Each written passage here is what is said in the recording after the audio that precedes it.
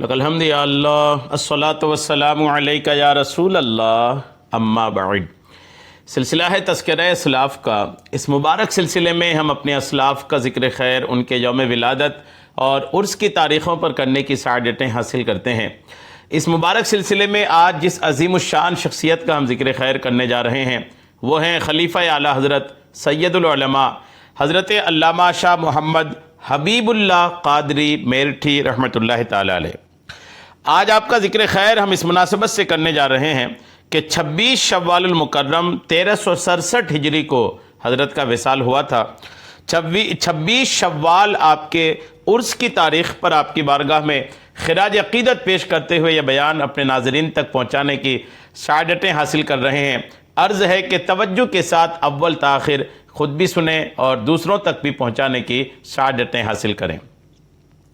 سید العلماء حضرت علامہ مولانا شاہ محمد حبیب اللہ قادری رضوی میرٹھی رحمۃ اللہ علیہ کی ولادت باسعادت رمضان المبارک 1304 ہجری محلہ خیر نگر میرٹھ میں ہوئی۔ والد گرامی کا اسم مبارک حضرت مولانا شاہ محمد عظیم اللہ تھا، جو اپنے وقت کے عالم باعمل اور صاحب کشف بزرگ تھے۔ 1893 عیسوی میں زیارت سے مشرف ہوئے، کعبہ شریف کی حرمین شریفین کی زیارت سے مشرف ہوئے تو غلاف کعبہ کو تھام کر یہ دعا کی، الہ بادشاہ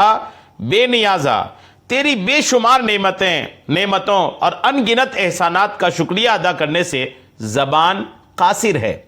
تیرا یہ عظیم کرم ہے کہ تو نے اپنے گھر کا طواف کرنے اور مدینہ منورہ میں اپنے پیارے حبیب صلی اللہ تعالی علیہ وسلم کی بارگاہ بے کس پناہ میں حاضری کی سعادت نصیب فرمائی۔ اے مالک و مولا، میری یہ محبوب تمنا پوری فرما کہ میرا اکلوتا بیٹا حبیب اللہ میری زندگی میں حفظ قرآن کریم کی سعادت پائے اور میں اسے خدمت دین متین میں مصروف دیکھ کر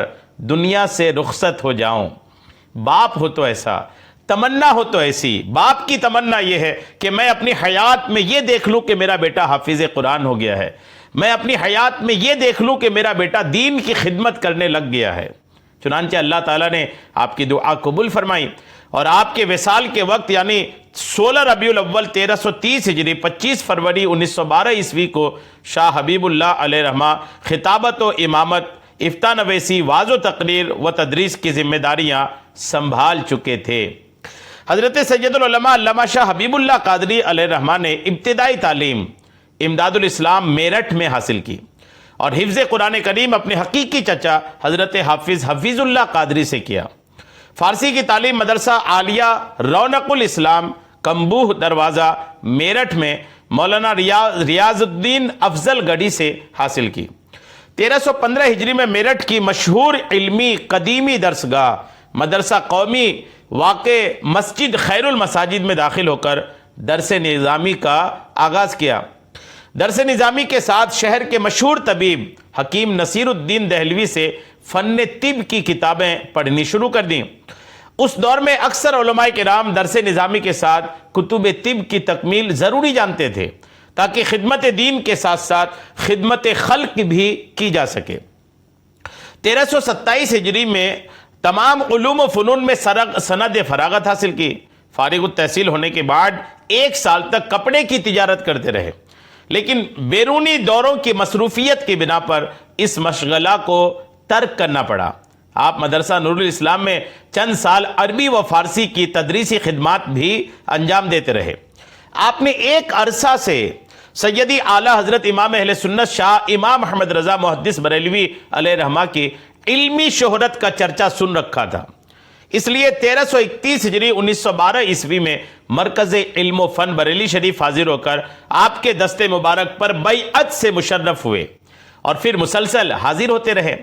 بریلی شریف میں 1 سال کی مسلسل حاضری مجدد وقت کی پر اثر صحبت اور زہد و ریاضت کی کثرت نے وہ جلا بخشی کہ سیدی اعلیٰ حضرت امام احمد رضا رحمۃ اللہ تعالی علیہ نے بیعت سے صرف 11 مہینے 20 دن بعد شرف خلافت سے نوازا، اور یہ واقعہ اب آپ کے صاحبزادے حضرت مولانا شاہ عارف اللہ قادری رحمۃ اللہ علیہ کی زبانی بھی آپ سماعت فرمائیے۔ کہتے ہیں کہ جب حضرت صاحب عید الاضحیٰ کے بعد سلام عید کے لیے آستانہ عالیہ رضویہ پر حاضر ہوئے تو وہاں چند علماء کو خلافت عطا فرمانے کا تذکرہ سنا، بازار سے نئے اماموں کی خریداری دیکھی اور باہر سے آنے والے کچھ علماء سے ملاقاتیں بھی ہوئی، لیکن حضرت والد صاحب فرماتے تھے کہ میرے ذہن کے کسی گوشہ میں یہ وہم و گمان تک نہ تھا کہ آج کی خصوصی مجلس میں سلسلہ عالیہ قادریہ چشتیہ کی عظیم امانت یعنی خلافت سے مجھ جیسے حقیر و فقیر کو بھی نوازا جائے گا۔ حضرت صاحب فرماتے تھے کہ جب اکابر علماء کی دستار بندی ہو چکی تو اس فقیر قادری کو قریب بلا کر فرمایا، مولانا دل چاہتا ہے کہ فقیر اپنے سر کا مستعمل امامہ یعنی ہمارا استعمال شدہ امامہ آپ کو دے، اور یہ فرما کر میرے سر پر باندھا گیا اور اجازت بیعت دے دی گئی۔ یعنی اعلیٰ حضرت کا یہ جملہ، جی ہاں، کہ دل یہ چاہتا ہے کہ میں اپنا استعمال کیا ہوا امامہ آپ کے سر پہنا دوں۔ کہتے ہیں کہ میرے خیال میں یہ عظیم خصوصیت اس مجلس خلافت کے علاوہ شاید ہی کسی خوش نصیب کو میسر ہوئی ہو۔ اور دوسری خصوصیت یہ حاصل ہوئی کہ خلافت نامہ میں سیدی اعلیٰ حضرت نے میرے والد ماجد کا نام حبیب رضا تحریر فرمایا۔ چنانچہ اسی مناسبت سے سیدی اعلیٰ حضرت کے خلف اکبر حجت الاسلام علامہ حامد رضا بریلوی علیہ الرحمہ نے منظوم شجرہ شریف میں ان دو شعروں کا اضافہ فرمایا، کر حبیب اللہ یا رب واسطہ محبوب کا، شاہ حبیب اللہ محبوب رضا کے واسطے، دے محبت اپنی اور اپنے حبیب پاک کی، شاہ حبیب اللہ میرے پیشوا کے واسطے۔ آستانہ عالیہ رضویہ سے مراجعت فرماتے ہیں مسلک اہل سنت کی تبلیغ اور عوام میں دینی شعور بیدار کرنے کا والہانہ جذبہ پیدا ہوا۔ میرٹھ میں سب سے پہلے 1331 ہجری 1912 عیسوی میں عظیم الشان سہ روزہ جلسہ عید میلاد النبی علیہ السلام آپ ہی کی تحریک پر منعقد ہوا۔ میرٹھ میں جلسہ کا انعقاد کچھ آسان نہ تھا، اور بالخصوص ایسے وقت میں جبکہ اس نام سے عام جلسوں کا رواج پورے ہندوستان میں شاذ و نادر ہی تھا۔ ادھر جلسہ کی تیاریاں ہو رہی تھی اور ادھر جلسہ کو ناکام بنانے کے ناپاک منصوبے بھی جنم لے رہے تھے۔ علماء دیوبند کے وہ فتاوی جن میں میلاد پاک کو معاذ اللہ کنہیا کے جنم اور عیسائیوں کی نقل سے تشبیہ دی گئی تھی، پوسٹروں اور کتابچوں کی صورت میں مفت تقسیم کیے جا رہے تھے، مساجد میں عوام کو بھڑکایا جا رہا تھا، لیکن اسلام کی فطرت میں قدرت نے وہ لچک دی ہے، اتنا ہی یہ ابھرے گا جتنا کہ دبا دیں گے۔ علماء اہل سنت کی دینی کاوشوں اور عوام کے جوش عقیدت نے جلسوں کو امید سے زیادہ کامیاب بنایا۔ 10، 11، 12 ربیع الاول 1331 ہجری میں صبح، دوپہر اور رات کو ہندوستان کے مشاہیر علماء نے مسلمانوں نے میرٹھ کو ایک نئی زندگی بخشی۔ ہر جلسہ کا اختتام صلاۃ و سلام پر ہوتا تھا۔ اس جلسے کے اثرات نے قرب و جوار کے شہروں، دیہاتوں اور ہر محلہ کے مسلمانوں میں ایسی تازگی پیدا کی کہ گھر گھر نعت خوانی اور محافل میلاد کا چرچا ہونا شروع ہو گیا۔ یوں تو جلسہ کی کامیابی نے مخالفین اہل سنت کے پورے کیمپ میں ہلچل مچا دی، لیکن محلہ خیر نگر کے رہنے والے بعض دیوبندیوں نے تھانہ بھون پہنچ کر اپنی جماعت کے حکیم الامت مولوی اشرف علی تھانوی سے کوئی مؤثر نسخہ تجویز کرنے پر زور دیا۔ چنانچہ انہوں نے 28 ربیع الاول 1331 ہجری کو ایک واعظ کیا جسے النور کے نام سے شائع کیا، اور دوسرے سال 3 ربیع الاول 1332 ہجری میں اپنے گاؤں تھانہ بھون کی جامع مسجد میں واعظ کیا جس کو الظہور کے نام سے شائع کیا۔ اور اس کے صفحہ 29 پر تھانوی نے یہ لکھا، انہوں نے یعنی موجودان عید میلاد النبی بیان کے وقت ولادت شریف میں یہاں تک کہ بے ادبی کی ہے کہ صبح صادق کے وقت وہ بیان ہوا کہ اس لیے کہ حضور کی ولادت شریف اسی وقت ہوئی ہے، اور ایک گہوارہ لٹکایا گیا، غرض کے پوری نقل کی گئی، اگر یہی نقل ہے تو خدا خیر کرے، ایک عورت کو بھی لا دیں گے اور اس کو کہہ دیں گے کہ چلایا کرے۔ قارئین کرام، دیکھا آپ نے، یہ افتراء، یہ الزام کسی عام جاہل کی طرف سے نہیں بلکہ دیوبندی کے حکیم الامت اشرف علی تھانوی کی طرف سے مجمع عام میں لگایا گیا، اور پھر بمصداق چے دلا درست و زدے کے بقف چراغ دارد اس دروغ بیانی کو بصورت رسالہ شائع کیا گیا۔ کیا قیاس کن زگلستہ من بہار مرا، یعنی غور کیجئے کہ جو دیوبندیوں کے پیشوا ہیں وہ اگر ایسی غلط بیانی، جھوٹ بیانی، الزام بیانی کریں تو پھر ان کے چیلوں کا کیا حال ہوگا۔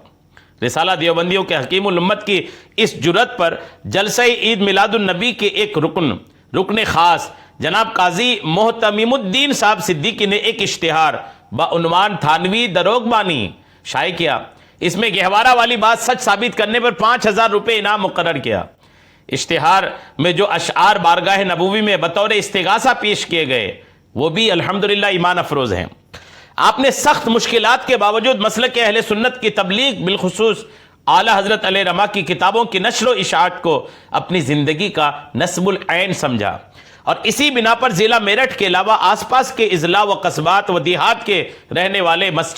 مسجد جامع خیر المساجد کو اہل سنت کا عظیم مرکز سمجھ رہے تھے اور دینی امور میں آپ ہی کی طرف رجوع کرتے تھے۔ 1918 عیسوی میں آپ نے میرٹھ میں مسلم دارالیتامہ والمساکین کی بنیاد رکھی، جس میں لاوارث و یتیم بچوں کی مفت رہائش و خوراک، پوشاک اور عربی، فارسی، اردو اور انگریزی تعلیم کے ساتھ درزی خانہ، فرنیچر بنانے کے 2 شعبے بھی قائم کیے تھے۔ یعنی تعلیم بھی دینا ہے، درزی یعنی سلائی بھی سکھانا ہے، اور فرنیچر کا یعنی جو لکڑیوں سے سامان بنانے کا کام ہے وہ بھی سکھانا ہے۔ اس تعلیمی اور صنعتی ادارے نے بہت جلد ترقی کی منزلیں طے کر لی۔ اس ادارے کی بنیاد رکھنے والے میں جن حضرات نے خصوصیت سے دلچسپی لی اور جن کا تعاون ہر مرحلہ پر حاصل رہا، ان میں قابل ذکر یہ افراد ہیں: خلیفہ اعلیٰ حضرت مولانا سید محمد حسین بریلوی، خلیفہ اعلیٰ حضرت مولانا شاہ احمد مختار صدیقی میرٹھی علیہ رحمہ، شاہ عبد العلیم صدیقی، حضرت خواجہ محمد اکبر خان وارسی علیہ رحمہ، حضرت حکیم محمد میاں عرشی علیہ رحمہ، حضرت حفیظ الدین صاحب علیہ رحمہ۔ آپ کو متعدد بار خواب میں حضور نبی کریم علیہ السلام کی زیارت کا شرف بھی نصیب ہوا۔ ہم عصر علماء و مشائخ سے آپ کی اکثر ملاقاتیں رہتی تھیں۔ میرٹھ کے مشہور بزرگ صوفی جان محمد المعروف دلی جی سلسلہ وارثیہ کے مشہور زمانہ بزرگ حضرت حاجی وارث علی شاہ دیوا شریف، شیخ المشائخ حضرت سید شاہ علی حسین اشرفی جیلانی کے چوچوی، حضرت شاہ ابو الخیر مجددی دہلوی سلسلہ قادریہ کے بلند پایا بزرگ حضرت مولانا شاہ بہاؤالدین چوندیڑا شریف، اور حضرت حافظ یار محمد سہارنپوری سے آپ کے خصوصی تعلقات تھے۔